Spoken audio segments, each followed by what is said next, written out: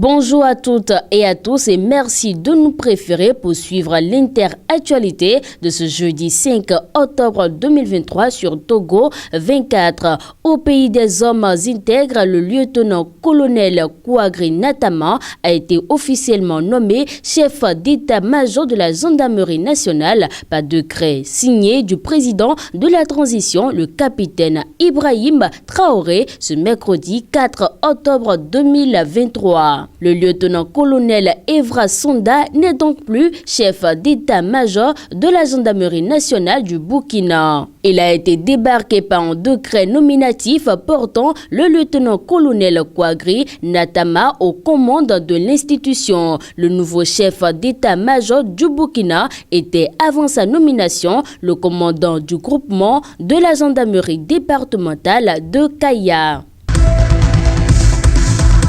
Au Niger, le ministre nigérien de l'Intérieur et général de brigade Mohamed Toumba a déclaré mardi 3 octobre 2023 que la France n'est pas dans une logique de quitter le Niger. En effet, au cours de la rencontre avec des organisations de la société civile, des chefs coutumiers et religieux, le ministre Mohamed Toumba a relevé que plus de 3000 voire 3500 militaires français sont présents au Niger, contrairement aux chiffres de près de 1500 avancés par la partie française. Et à entendre le ministre Mohamed Toumba, la France n'est pas dans une logique de quitter le Niger. En rappel, le président français Emmanuel Macron avait annoncé le retrait d'ici la fin de l'année des quelques 1500 soldats français du Niger. En Afrique du Sud, le secteur minier est en difficulté. Les bénéfices miniers globaux de l'Afrique du Sud ont chuté de plus de 5 milliards de dollars au cours du dernier exercice. L'industrie aurifère pourrait durer moins de 30 ans sans investissement renouvelé. C'est ce qu'a révélé un nouveau rapport des cabinets d'audit PwC. Le rapport publié ce mardi estime également que l'industrie minière du minéral de fer en Afrique du Sud pourrait durer que 13 ans sans autre engagement de la part des entreprises pour identifier, poursuivre et extraire de nouveaux gisements. Pourtant, le pays figure parmi les 10 premiers producteurs mondiaux de matières premières essentielles au processus de fabrication de l'acier. Selon le même rapport, l'industrie sud-africaine des mines a été fortement impactée par les fluctuations monétaires, l'inflation élevée, les coupures de courant et les problèmes logistiques liés à l'exploitation de minéraux du fait de la détérioration des infrastructures routières, ferroviaires et portuaires. Ce rapport a également souligné le besoin urgent de l'économie sud-africaine de recentrer une partie de son secteur minier sur les métaux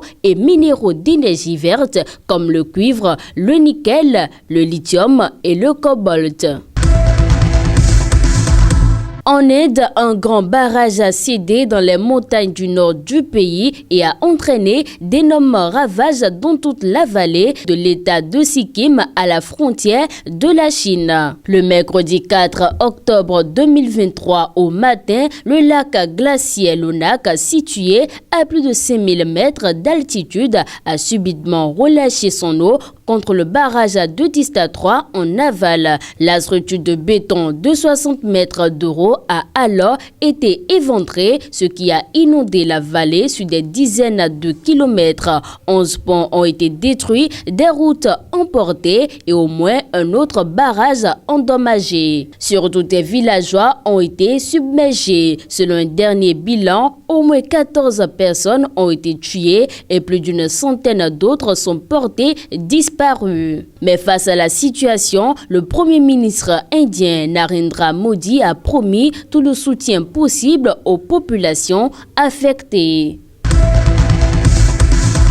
Retour au pays de Fort Esozima Yacingbe, le ministre en charge de la santé et de l'hygiène publique va lancer à partir du samedi 7 octobre prochain une nouvelle campagne nationale de distribution de moustiquaires imprégnés. L'opération, qui a la 5e du genre sur le territoire, est entièrement gratuite et vise à réduire significativement la morbidité et la mortalité. Jusqu'au 18 octobre 2023 donc, plus de 6,5 millions de moustiquaires seront ainsi distribués aux populations par des agents mobilisés pour l'occasion. Par ailleurs, a annoncé le ministère, cette édition sera couplée à l'initiative Zéro Palu, je m'engage.